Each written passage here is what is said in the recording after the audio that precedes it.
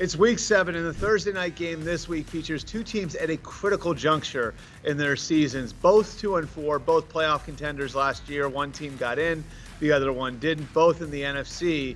And both the Arizona Cardinals and the New Orleans Saints, who will play in Glendale, are facing major storylines as well. For the Saints, it's who the quarterback's going to be going forward. Andy Dalton started the last couple of weeks. He's played pretty well. Jameis Winston getting back to health. Maybe we get some answers on Thursday night on where that position is for New Orleans going forward. And then for the Cardinals, it's who the play caller is going to be going forward. The offense has sputtered the last couple of weeks. They've lost 2 in a row.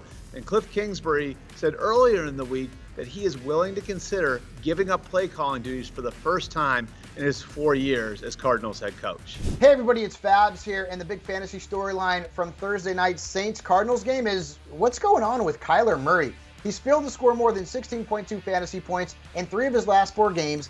He's been held to 1 or fewer touchdown passes in 4 of his last 5 games. He doesn't have Hollywood Brown this week. Now, we will have DeAndre Hopkins back from suspension, and the Cardinals did trade for Robbie Anderson. A little bit of good news, the Saints have really struggled against quarterbacks. 3 quarterbacks have scored at least 19 fantasy points against them so far this season. So while Kyler is not putting up great numbers, he is still a QB1 in this Thursday night matchup. Let's keep it rolling with our Thursday night football bets. I'm looking at an Alvin Kamara receiving yards prop over 33.5 at SI Sportsbook.